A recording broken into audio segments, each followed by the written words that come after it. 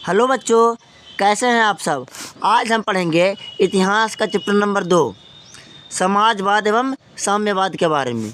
इसमें हम पढ़ेंगे पूंजीवाद, समाजवाद, साम्यवाद, ये सब के बारे में, विस्तार के बारे में हम पढ़ेंगे। इन लोगों का विस्तार कैसे हुआ, अब इनका विस्तार किस किस देशों से हुआ।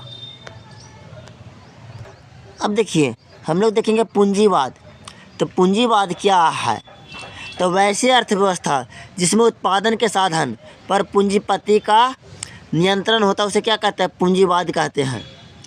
इसको इस तरीके से समझिए कि जैसे कि कोई पूंजीपति, जैसे कोई फैक्ट्री का मालिक है, तो उसका प्राइवेट जो फैक्ट्री है उस पर नियंत्रण तो उसी का होगा, तो उसको जो है उसे क्या कहेंगे? पूंजीवाद कहेंगे। अब समाजवाद देखिए, समाजवाद क्या है? वैसी अर्थव्यवस्था जिसमें उत्पादन के साधन पर सरकार का नियंत्रण, उसे क्या कहेंगे?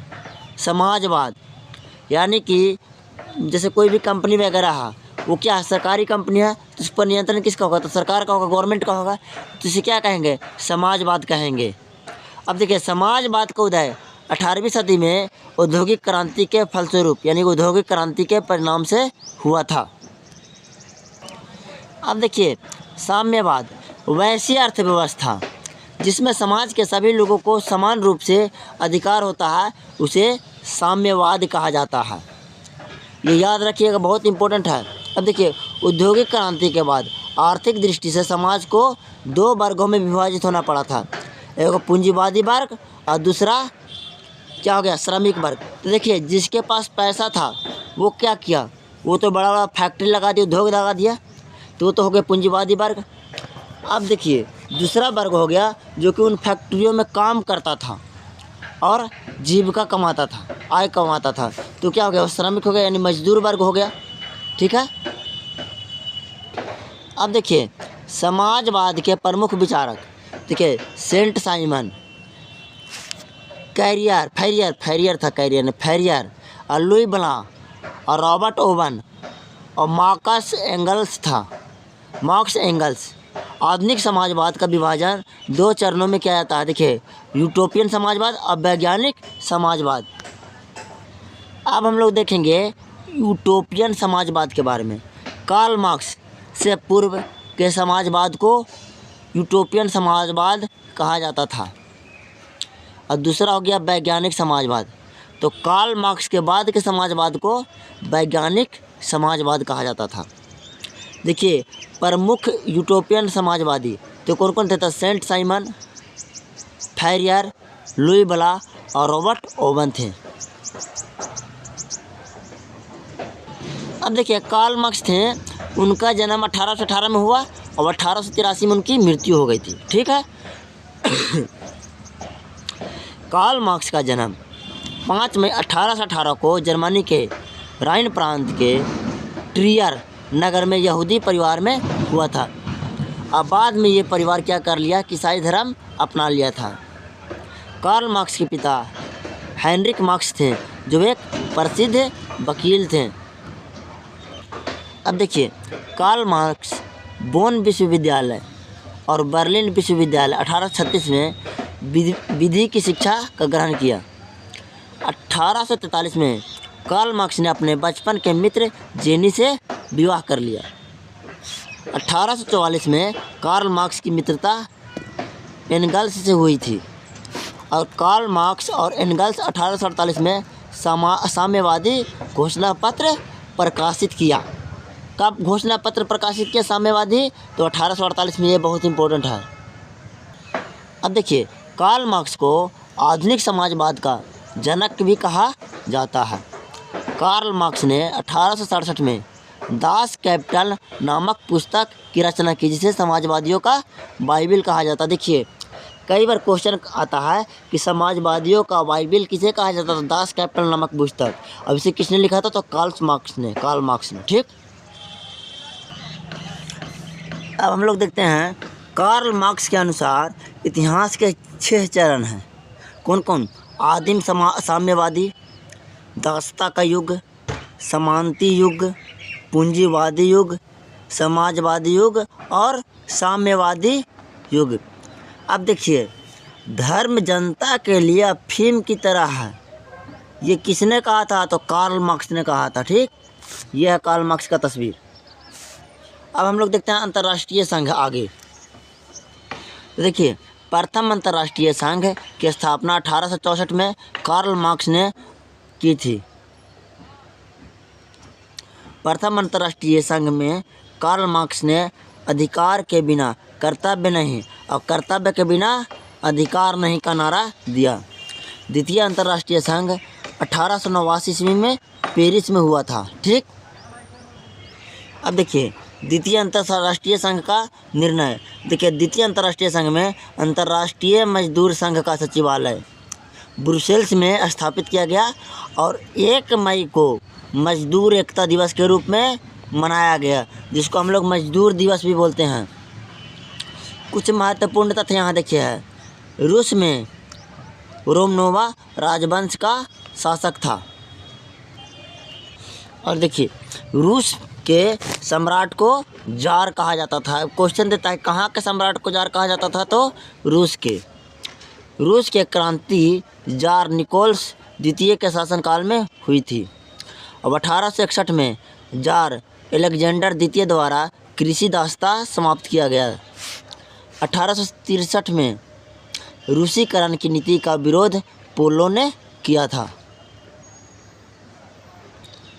1904 से 1905 के रूस जापान युद्ध में रूस हार गया था और 1905 में रूस में प्रतिध्यात्मक संस्था ड्यूमा का गठन हुआ था। और देखिए, जो 1904 से 1905 में रूस और जापान का युद्ध हुआ था, रूस बहुत बुरी तरह से पराजित हुआ था। उसके कारण ना रूस में फिर क्या हो गया था कि रूस के जो सरकार था, जो राजतंत्र था, उसके विरोध में ना बहुत ज़्यादा हंगामा खड़ा हो गया था, क्रांति शुरू हो गई थी। और देखिए, वार एंड पीस की रचना किसने किया था, लियो टॉलस्टॉय ने। रूस का पहला साम्यवादी प्लेखनोवा था।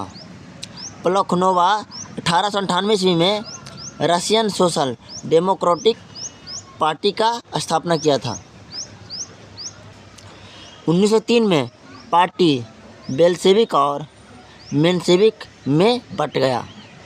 बहुमत वाला दल बेल्शेविक कहलाया और बेल्शेविक सर्वहारा क्रांति का पक्षधर था, यानी सबके लिए क्रांति करने के लिए पक्षधर में था, चाहे तो मध्यवर्गीय हो, चाहे फिर गरीब हो या फिर पूंजीवादी हो, सबके लिए।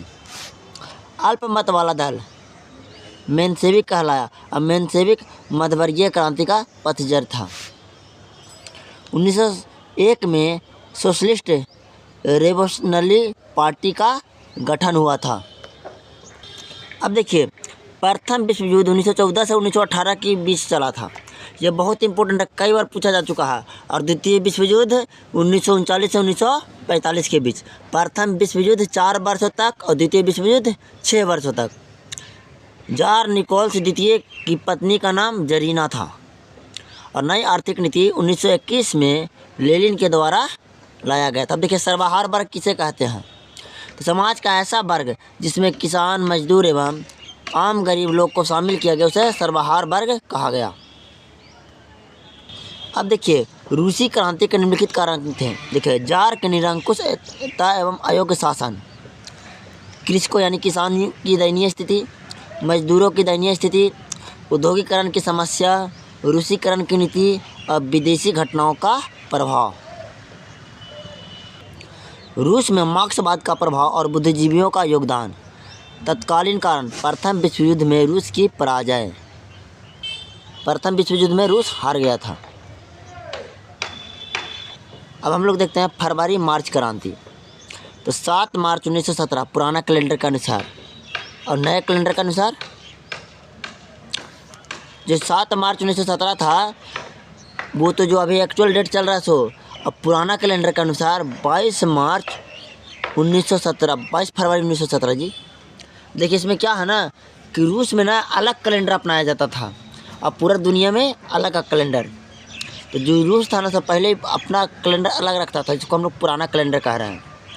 के अनुसार पेट्रोग्राड के सड़कों पर किसान और मजदूरों के लिए रोटी दो के नारे के साथ जुलूस निकाला और जब सेना को भीड़ पर गोली चलाने के लिए कहा गया तो सेना ने मना कर दिया। फलतः 22 मार्च 1917 यानी कि पुराने कैलेंडर के अनुसार 27 फरवरी 1917 को रूस का जार गद्दी त्याग दिया। अब इसे ही फरवरी और मार्च का क्रांति कहा जाता है, क्योंकि एक जब एक कैलेंडर चल रहा है उसके अनुसार मार्च था, लेकिन जो पुराना कैलेंडर था उस कैलेंडर के अनुसार आंदोलन फरवरी में हो रहा था, इसलिए उसको फरवरी मार्च का क्रांति भी कहा जाता है। अब देखिए नोट में, फरवरी क्रांति के बाद रूस में रोमनोवा वंश का निरंकुश जारशाही का अंत हुआ। फरवरी क्रांति से पहले लोगों के नेतृत्व में बर्जुआ सरकार का गठन हुआ और फिर केरेंस्की के नेतृत्व में समाजवादियों की सरकार का गठन हुआ। अब देखिए अक्टूबर नवंबर की क्रांति।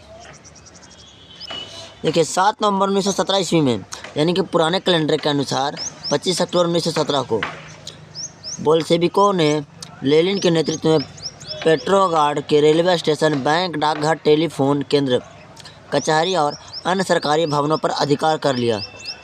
अब केरेंस्की रूस छोड़कर भाग गया। इसे ही रूस की महान बेल्शेविक क्रांति या अक्टूबर नवंबर की क्रांति के नाम से जानते हैं। अब हम लोग जानेंगे लेनिन। लेनिन का पूरा नाम व्लादिमीर इवानोविच लेनिन था। लेनिन का जन्म 10 अप्रैल 1870 ईस्वी में हुआ था। लेनिन ने भूमि, शांति और रोटी का नारा दिया। लेनिन ने बेल्शेविक दल का कार्यक्रम स्पष्ट किया, जिसे अप्रैल थीसिस के नाम से जाना जाता है। लेनिन ने जर्मनी के साथ ब्रेस्ट-लिटोव की संधि की। ब्रेस्ट-लिटोव की संधि किसने किया था? तो लेनिन ने। देखिए लेनिन ने जर्मनी के साथ क्या की? ब्रेस्ट-लिटोव की संधि। ब्रेस्ट-लिटोव की संधि। और लेनिन ने ट्रास्टकी के नेतृत्व में विदेशी हमलों की सामना के लिए लाल सेना गठित की। लेनिन आंतरिक विद्रोह को दबाने के लिए चेका नाम का गुप्त पुलिस संगठन बनाया। विश्व का पहला समाजवादी शासन स्थापित करने वाला देश रूस बना। ठीक है, देखिए रूस का नया संविधान 1918 में बनाया गया। रूस का नाम सोवियत समाजवादी गणराज्य का समूह दिया गया, जिसको USSR कहते हैं। और 1989 में बिखर गया था, टूट गया था 1991 में, और 15 देशों में विभक्त हो गया ये फिर बाद में। रूस में राजनीतिक संगठन के सबसे निचले स्तर पर सेव सोवियत नामक का स्थानीय समिति बनाई गई और सभी सोवियत के सदस्य को मिलाकर एक राष्ट्रीय कांग्रेस का गठन किया गया। और फिर देखिए लेनिन ने बोल्शेविक दल का नाम बदल करके साम्यवादी दल कर दिया और लाल रंग के झंडे पर हंसुआ हथौड़ा का निशान सुशोभित कर दिया और देश का राष्ट्रीय झंडा तैयार किया। लेनिन का कार्य अब हम लोग देखेंगे। पहला लेनिन का कार्य देखिए, 18 वर्ष से अधिक उम्र के सभी नागरिकों को मत देने का अधिकार यानी वोट देने का अधिकार दिया गया। काम करने के अधिकार को संवैधानिक अधिकार घोषित किया। उत्पादन के साधन पर निजी स्वामित्व को समाप्त कर दिया और उद्योगों पर मजदूरों का नियंत्रण स्थापित किया। बैंक, उद्योग, जल परिवहन एवं रेलवे का राष्ट्रीयकरण किया गया। अब देखिए शिक्षा पर चर्च के अधिकार को समाप्त कर उसका राष्ट्रीयकरण कर दिया गया। जैसे कि हमारे यहाँ मंदिर होता है ना, तो इसी तरह से क्रिश्चियन लोगों को, जो ईसाई होते हैं, उनके लिए चर्च होता है। तो वहाँ चर्च का अधिकार था शिक्षा पर। चर्च ही शिक्षा के लिए स्कूल वगैरह चलाया करता था। भूस्वामियों की भूमि किसानों के बीच वितरित कर दिया गया। जो ज़मींदारों की ज़मीन थी उसको किसानों के बीच में बांट दिया गया। अब देखिए शीत युद्ध, यह एक वैचारिक युद्ध था जिसमें पूंजीवादी गुट का नेता संयुक्त राज्य अमेरिका तथा समाजवादी गुट का नेता सोवियत रूस था। मिखाइल गोर्बाचोव 1950 ईस्वी में राष्ट्रपति बने। उन्होंने पेरेस्ट्रोइका पुनर्गठन तथा ग्लासनोस्त की अवधारणा पेश की थी। 1991 में सोवियत संघ का विघटन हो गया। अभी बताए थे कि सोवियत संघ का विघटन होकर के 15 देशों में टूट गया था। अब देखिए नई आर्थिक नीति 1921। अब देखिए लेनिन ने 1921 ईस्वी में नई आर्थिक नीति की घोषणा की। इस नीति की प्रमुख बातें निम्नलिखित थी। क्या क्या देखिए, किसानों के से अनाज लेने के स्थान पर एक निश्चित कर लगाया गया। बचा हुआ अनाज किसान का था और वह इसका मनचाहा इस्तेमाल कर सकता था। लेकिन यह सिद्धांत कायम रखा गया कि यह ज़मीन है जो राज्य की है। फिर भी व्यवहार में ज़मीन किसान की हो गई, यानी कि ज़मीन राज्य का जरूर, लेकिन उपयोग किसान करेंगे। 20 से कम कर्मचारी वाले उद्योग को व्यक्तिगत रूप से चलाने का अधिकार मिल गया। उद्योगों का विकेंद्रीकरण कर दिया गया और निर्णय और क्रियान्वयन के बारे में विभिन्न इकाइयों को काफ़ी छूट दी गई। अब देखिए विदेशी पूंजी भी सीमित तौर पर आमंत्रित की गई और व्यक्तिगत संपत्ति और जीवन की बीमा राजकीय एजेंसी द्वारा किया गया। विभिन्न स्तरों पर बैंक खोले गए। ट्रेड यूनियन की अनिवार्यता सहायता सदस्यता समाप्त कर दी गई। अब आगे देखें नई आर्थिक नीति के प्रभाव। तो देखिए उत्पादन की कमी को नियंत्रित किया गया। कृषि एवं औद्योगिक उत्पादन में आशातीत यानी बहुत ज़्यादा वृद्धि हुई। अब देखिए स्टालिन, लेनिन की मृत्यु के बाद 1924 में, लेनिन की मृत्यु कब हुई? 1924 ईस्वी में हो गई थी। और लेनिन की मृत्यु के बाद रूस का नेतृत्व स्टालिन के हाथों में आया। स्टालिन वहाँ की कम्युनिस्ट पार्टी का महासचिव था। कहाँ का था? रूस के कम्युनिस्ट पार्टी का महासचिव था। अब देखिए स्टालिन के कार्य। तो स्टालिन ने अपने नेतृत्व में पंचवर्षीय द्वारा देश की आर्थिक काया पलट कर दी। 3 पंचवर्षीय योजनाओं से औद्योगिक उत्पाद में वृद्धि हुई और अर्थव्यवस्था में सुधार आया। रूस में कृषि का आधुनिकीकरण हुआ तथा विज्ञान का उन्नति हुआ। स्टालिन ने सामूहिक खेती आरंभ की। स्टालिन ने शिक्षा के लिए स्कूल की व्यवस्था की और सरकार ने देश में प्राथमिक शिक्षा को निःशुल्क और अनिवार्य कर दिया। तेल, कोयला और स्टील उद्योग में मुनाफे हुई, यानी कि बहुत फ़ायदा हुआ। अब मिखाइल गोर्बाचोव। अब देखिए स्टालिन की मृत्यु 1953 में हो गई। तो उसके बाद स्टालिन की मृत्यु के बाद सत्ता में मिखाइल गोर्बाचोव के हाथों में आ गया। उन्होंने उदारवादी नीति अपनाई। उनकी नीतियों से रूस में सत्ता संघर्ष होने लगा एवं गणराज्यों में स्वतंत्रता संग्राम होने लगे। सब कोई अलग अलग टूटने लगा और 1991 में सोवियत संघ का विघटन होने लगा और ये टूट करके 15 अलग अलग राष्ट्रों में विभक्त हो गए। अब देखिए रूसी क्रांति का प्रभाव। अब देखिए इस क्रांति के बाद श्रमिक अथवा सर्वहार वर्ग की सत्ता रूस में स्थापित हो गई तथा इसके अन्य क्षेत्रों में भी आंदोलन का प्रोत्साहित दिया। रूसी क्रांति के बाद विश्व विचारधारा के स्तर पर 2 खेमे में विभाजित हो गया, समाजवादी साम्यवादी विश्व एवं पूंजीवादी विश्व। इसके बाद यूरोप में भी 2 भागों में विभाजित हो गया, पूर्वी यूरोप और पश्चिमी यूरोप। द्वितीय विश्व युद्ध के बाद पूंजीवाद विश्व तथा सोवियत रूस के बीच शीत युद्ध की शुरुआत हुई और आगामी 4 दशकों तक इन दोनों खेमों के बीच शस्त्रों का होड़ लगा, यानी कि हथियारों का होड़ चला। रूसी क्रांति के बाद आर्थिक आयोजन के रूप में एक नवीन आर्थिक मॉडल आया।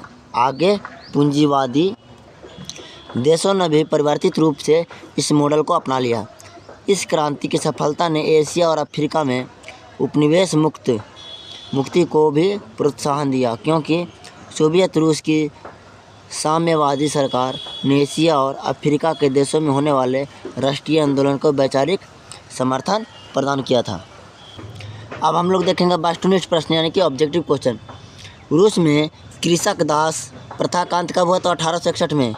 रूस में जार का अर्थ क्या होता है? तो रूस का सम्राट या राजा। कार्ल मार्क्स का जन्म कहाँ हुआ था? तो जर्मनी में, एक यहूदी परिवार में हुआ था। साम्यवादी शासन का पहला प्रयोग कहाँ हुआ? तो रूस में। यूटोपियन समाजवादी कौन नहीं थे? तो कार्ल मार्क्स यूटोपियन समाजवादी नहीं थे। वार एंड पीस किसकी रचना थी? यानी कि वार एंड पीस किताब का जो लेखक थे सो कौन थे? तो टॉलस्टॉय, लियो टॉलस्टॉय थे, पूरा नाम है। बेल्शेविक क्रांति कब हुई थी? नवंबर 1917 में। लाल सेना का गठन किसने किया था? तो ट्रॉट्स्की ने। लेनिन की मृत्यु कब हुई? तो 1924 ईस्वी में। ब्रेस्ट-लिटोव की संधि किन देशों के बीच हुआ था? रूस और जर्मनी के बीच।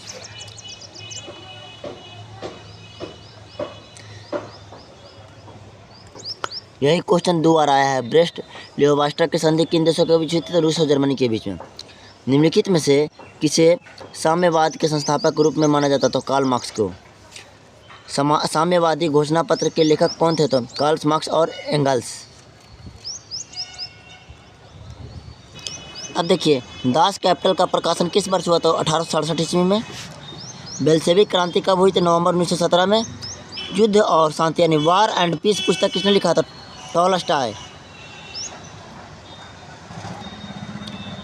कार्ल मार्क्स की पुस्तक का नाम क्या था? Das Kapital. कम्युनिस्ट फेस्टो था, मैनिफेस्टो। रॉबर्ट ओवन कहाँ का निवासी था? तो ब्रिटेन का। रूस की बेल्शेविक क्रांति का नेतृत्व किसने किया था? तो लेनिन ने। साम्यवादी शासन का पहला प्रयोग कहाँ हुआ? तो रूस में हुआ था। अब देखिए, समाजवादियों का बाइबिल किसे कहा जाता था? तो दास कैपिटल बुक को। बेल्शेविक दल का कार्यक्रम अप्रैल थीसिस किसने लिखा? तो लेनिन ने। रूस में अल्पमत वाला दल क्या कहलाया? मेनशेविक। रूस का प्रतिनिधात्मक संस्था ड्यूमा का गठन कब हुआ? तो 1905 में। किस संधि के तहत रूस प्रथम विश्व युद्ध से बाहर हो गया? तो ब्रेस्ट-लिटोव की संधि के अनुसार। वैज्ञानिक समाजवाद का जनक किसे माना जाता? तो कार्ल मार्क्स को। रूस का संसद को कहते हैं क्या? तो ड्यूमा कहते हैं रूस के संसद को। अब देखिए, नई आर्थिक नीति किसने लागू की थी रूस में? तो लेनिन ने। लेनिन का उत्तराधिकारी कौन बना? तो लेनिन का उत्तराधिकारी स्टालिन बना था। 1919 में थर्ड इंटरनेशनल की स्थापना किसने की? तो लेनिन ने। 1917 की पहली रूसी क्रांति किस नाम से जानी जाती है? तो फरवरी क्रांति, या फिर इसे मार्च की क्रांति भी बोलते हैं, क्योंकि देखिए रूस का अपना महीना का कैलेंडर था, दुनिया में अलग था। समाजवादी भावना का उदय किस क्रांति के फलस्वरूप हुआ? तो औद्योगिक क्रांति के फलस्वरूप हुआ। देखिए, किस क्रांति के फलस्वरूप पूंजीपति वर्गों के द्वारा मजदूरों का शोषण चरमोत्कर्ष पर था, यानी कि बहुत ज़्यादा शोषण किया था? औद्योगिक क्रांति। किस अर्थव्यवस्था में उत्पादन के सभी साधनों और कारखाना और विपणन में सरकार का अधिकार होता है? तो समाजवादी। औद्योगिक क्रांति के कारण समाज का विभाजन कितने वर्गों में हो गया था? 2 वर्गों में हो गया था। ये पूंजीपति वर्ग और मजदूर वर्ग में हो गया था। फ्रांसीसी समाजवाद के विकास का जन्मदाता था तो कौन? Saint Simon. स्वप्नदर्शी एक का संस्थापक कौन था? तो ओवन। कौन था? तो ओवन था। इंग्लैंड में समाजवाद का जनक किसे कहा माना जाता था? रॉबर्ट ओवन को। प्रथम इंटरनेशनल की स्थापना हुई थी जर्मनी में। साम्यवादी घोषणा पत्र किसने प्रकाशित किया था? मार्क्स और एंगल्स ने। साम्यवादी घोषणा पत्र कब प्रकाशित हुआ था? 1848 ईस्वी में। अब हम लोग देखते हैं लघु उत्तरीय प्रश्न। पूंजीवादी क्या है? पूंजीवाद क्या 2019 में क्वेश्चन पूछा गया है। तो ऐसी अर्थव्यवस्था जिसमें उत्पादन के साधन पर पूंजीपति का नियंत्रण से पूंजीवाद कहते हैं। दूसरा, खूनी रविवार क्या है? बहुत इंपॉर्टेंट है, ये 2020 में और 2022 में पूछा गया है। 1904-1905 के रूस जापान युद्ध में रूस के पराजय के कारण रूस में क्रांति हो गई और 9 जनवरी 1905 को लोगों का समूह रोटी दो किनारे के साथ सड़क पर प्रदर्शन करते हुए सेंट पीटर्सबर्ग स्थित महल की ओर जा रहा था, परंतु जार की सेना ने इन निहत्थे लोगों पर गोलियां बरसाई जिससे हजारों लोग मारे गए। इसीलिए 22 जनवरी को खूनी रविवार या लाल रविवार के नाम से जाना जाता है। अब देखिए, अक्टूबर की क्रांति क्या है? 2018 और 2019 में क्वेश्चन पूछा गया है। 7 नवंबर 1917 ईस्वी को बेल्शेविक ने लेनिन के नेतृत्व में पेट्रोग्राड के रेलवे स्टेशन, बैंक, डाकघर, टेलीफोन केंद्र, कचहरी और अन्य सरकारी भवन पर अधिकार कर लिया और केरेंस्की रूस छोड़कर के भाग गया। इसे ही रूस को अक्टूबर का क्रांति के नाम से जाना जाता है। देखिए, अब आप लोग ये सोचिएगा कि 7 नवंबर को हुआ, तो इसको अक्टूबर का क्रांति कैसे कहेंगे? हम नवंबर का क्यों नहीं कह सकते? देखिए, रूस का जो कैलेंडर था ना सो अलग था, इसीलिए वहाँ पर जो था ना सो इधर के कैलेंडर से ना आगे चलता था वो कैलेंडर का महीना, इसीलिए उसे अक्टूबर के क्रांति के नाम से जाना गया। अब देखिए, सर्वहारा वर्ग किसे कहते हैं? 2012-2018 में क्वेश्चन दिया गया है। समाज का वैसा वर्ग जिसमें किसान, मजदूर एवं आम लोग, गरीब लोग शामिल हैं, उसे सर्वहारा वर्ग कहा जाता है। क्रांति के पूर्व रूसी किसानों की स्थिति कैसी थी? 2022 में क्वेश्चन पूछा गया है। तो देखिए, क्रांति से पूर्व रूसी किसानों की स्थिति अत्यंत दयनीय थी और उनके खेतों छोटे छोटे थे, जिन पर पुराने ढंग से खेती करते थे। उनके पास पूंजी का अभाव था और करों का बोझ से, यानी कि कर्ज के बोझ से वो दबे हुए थे। अब देखिए, रूसी क्रांति के 2 कारणों का वर्णन करें। ये क्वेश्चन बहुत इंपॉर्टेंट है, 2013, 17, 18, 19 और 21 में पूछा गया है। देखिए, रूसी क्रांति के 2 कारण निम्नलिखित हैं।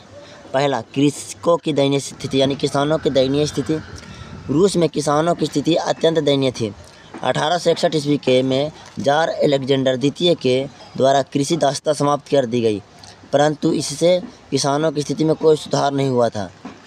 उनके खेत बहुत छोटे थे, जिन पर वे पुराने ढंग से खेती किया करते थे, और उनके पास पूंजी का भी अभाव था तथा करों का बोझ से वे दबे हुए थे। ऐसे में किसानों के पास क्रांति के सिवाय कोई चारा नहीं था। अब देखिए, दूसरा स्थिति था मजदूरों की दयनीय स्थिति। रूस में मजदूरों की स्थिति अत्यंत दयनीय थी। उन्हें अधिक काम करना पड़ता था, परंतु उनकी मजदूरी काफ़ी कम थी और उनके साथ दुर्व्यवहार किया जाता था। अतः वे अपनी स्थिति से संतुष्ट नहीं थे और मजदूरों का कोई राजनीतिक अधिकार नहीं थे। वे अपनी मांगों के समर्थन में हड़ताल भी नहीं कर सकते थे। अब अगला है, रूसीकरण की नीति क्रांति हेतु कहाँ तक उत्तरदायी थी? तो देखिए, सोवियत रूस में विभिन्न राष्ट्रीयताओं का देश था। यहाँ मुख्यतः स्लाव जाति के लोग रहते थे। इनके अतिरिक्त फिन, पोल, जर्मन, यहूदी आदि अन्य जातियों के लोग भी रहते थे। यहाँ भिन्न भिन्न भाषा बोलते थे तथा इनका रस्म रिवाज भी भिन्न भिन्न था। जार ने देश के सभी लोगों को पर रूसी भाषा, शिक्षा और संस्कृति लादने का प्रयास किया। इससे अल्पसंख्यक में हलचल मच गई, यानी कि विद्रोह पैदा हो गया। और 1863 ईस्वी में इस नीति के विरुद्ध में पोलों ने विद्रोह किया तो उनका निर्दयतापूर्वक दमन किया गया। अब इस प्रकार रूसीकरण के कारण रूसी राजतंत्र के प्रति अल्पसंख्यकों में आक्रोश बढ़ता जा रहा था।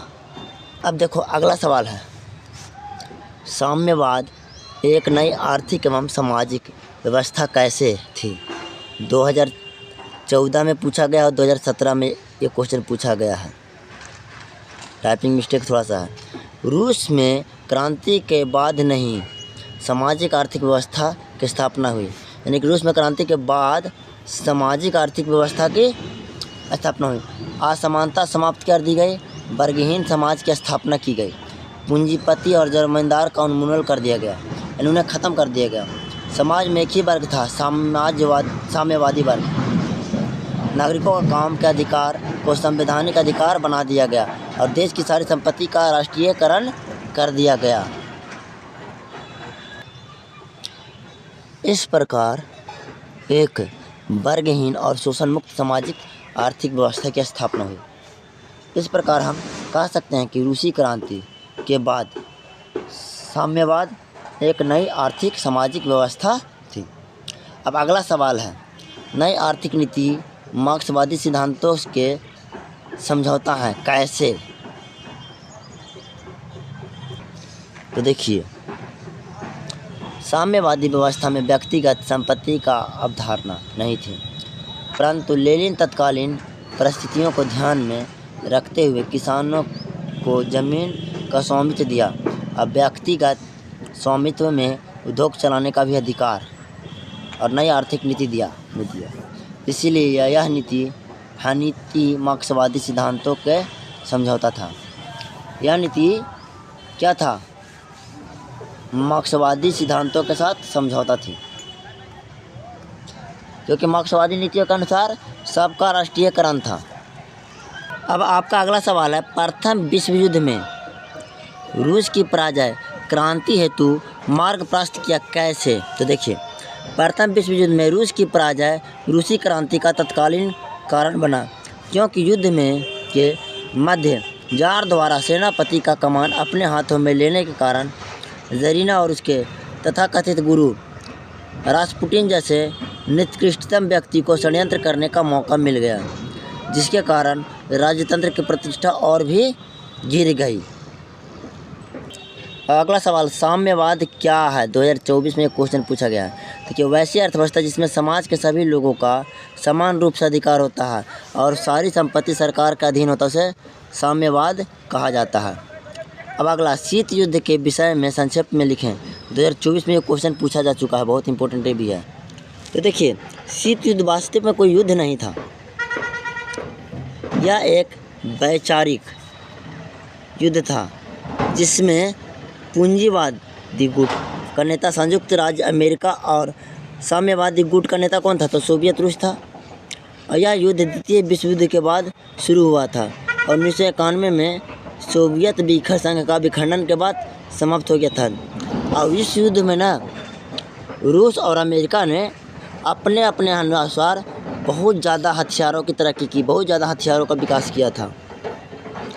जैसे रूस ने तो अपना परमाणु बम, तेजार बम तक बना दिया था, जो कि एक बार परीक्षण करने के बाद पूरा का पूरा टापू ही गायब हो गया था। इतना बड़ा विशाल बम था तेजार बम, परमाणु बम।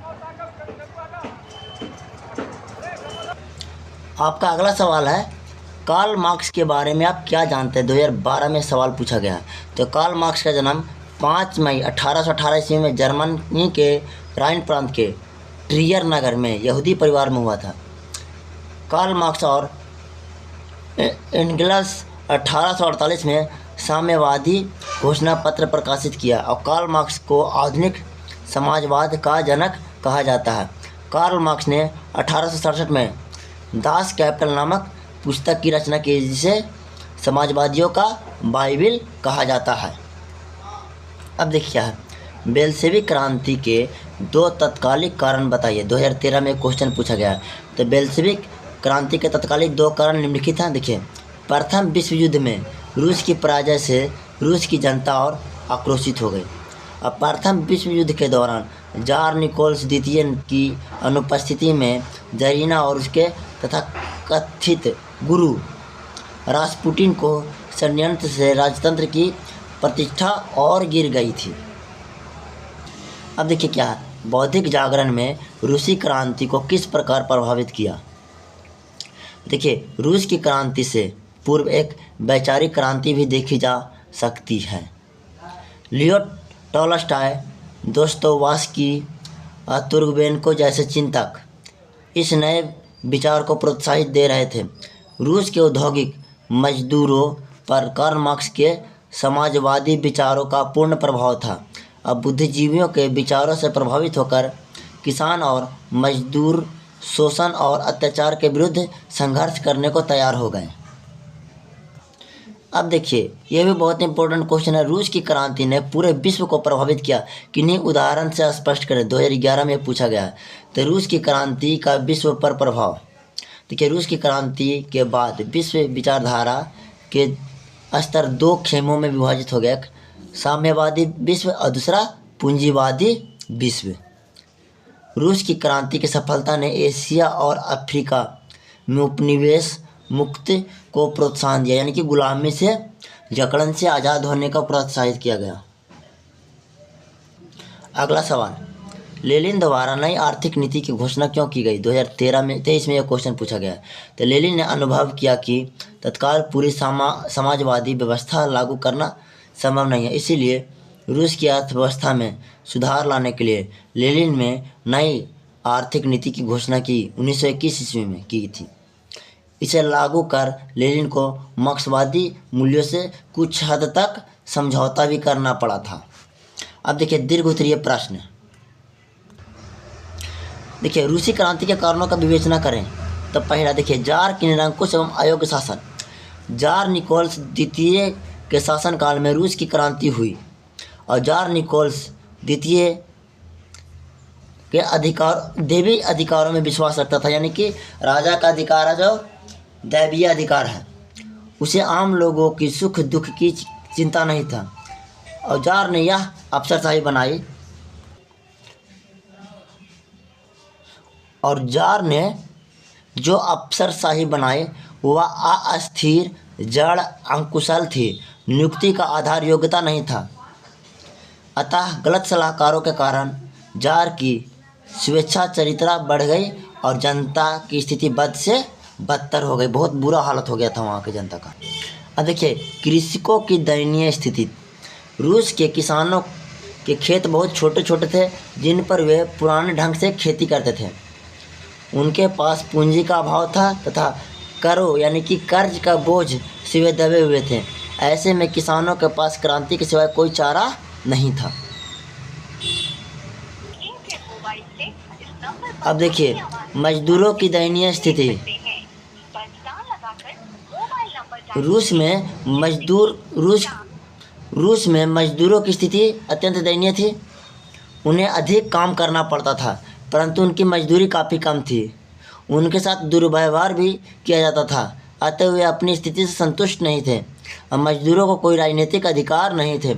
अपनी मांगों का समर्थन में वे हड़ताल भी नहीं कर सकते थे। अब अगर औद्योगिकरण की समस्या भी एक कारण था। रूसी औद्योगिकरण पश्चिमी पूंजीवादी औद्योगिकरण से भिन्न था। यहाँ कुछ ही क्षेत्रों में महत्वपूर्ण उद्योगों का संकेंद्रण था।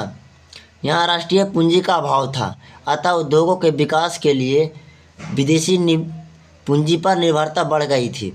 अब विदेशी पूंजीपति आर्थिक शोषण को बढ़ावा दे रहे थे। आगे था रूसीकरण की नीति। तो सोवियत रूस विभिन्न राष्ट्रीयताओं का देश है। यहाँ मुख्यतः स्लाव जाति के लोग रहते थे। इसके अतिरिक्त फिन, पोल, जर्मनी में यहूदियों आदि अन्य जातियों के लोग भी रहते थे। यह भी भिन्न भिन्न भाषा बोलते थे तथा इनका रस्म रिवाज भी भिन्न भिन्न था, अलग अलग था। और जार ने देश के सभी लोगों पर रूसी भाषा, शिक्षा और संस्कृति थोपने या लादने का प्रयास किया। अब इससे अल्पसंख्यकों में हलचल मच गई और 1863 ईस्वी में इस नीति का विरुद्ध पोलों ने विद्रोह कर दिया और उनका निर्दयपूर्वक दमन कर दिया गया, यानी कि विद्रोह को कुचल दिया गया। अब देखिए विदेशी घटनाओं का प्रभाव। 1904-05 के रूस जापान युद्ध में रूस की पराजय हो गया। इस पराजय से रूस की महानता का भ्रम टूट गया। अब इस पराजय के कारण 1905 में रूसी क्रांति हुई। प्रथम विश्व युद्ध में रूस की पराजय। जार निकोल्स द्वितीय प्रथम विश्व युद्ध में व्यस्त हो गया और उसकी पत्नी जारीना और गुरु सतपुतिन को षड्यंत्र करने का मौका मिल गया, जिसके कारण राजतंत्र की प्रतिष्ठा और भी गिर गई। अब अगला सवाल, नई आर्थिक नीति क्या है? तो लेनिन ने 1921 में एक नई आर्थिक नीति की घोषणा की, जिसके प्रमुख वक्तव्य निम्नलिखित है। किसानों को अनाज लेने के स्थान पर एक निश्चित कर लगाया गया और बचा हुआ अनाज किसान खाता और वह इसका मनचाहा इस्तेमाल कर सकता था। 20 से कम कर्मचारियों वाले उद्योगों को व्यक्तिगत रूप से चलाने का अधिकार मिल गया। अब देखिए उद्योगों का विकेंद्रीकरण कर दिया गया और निर्णय क्रियान्वयन के बारे में विभिन्न इकाइयों में काफ़ी छूट दी गई। विदेशी पूंजी भी सीमित तौर पर आमंत्रित की गई।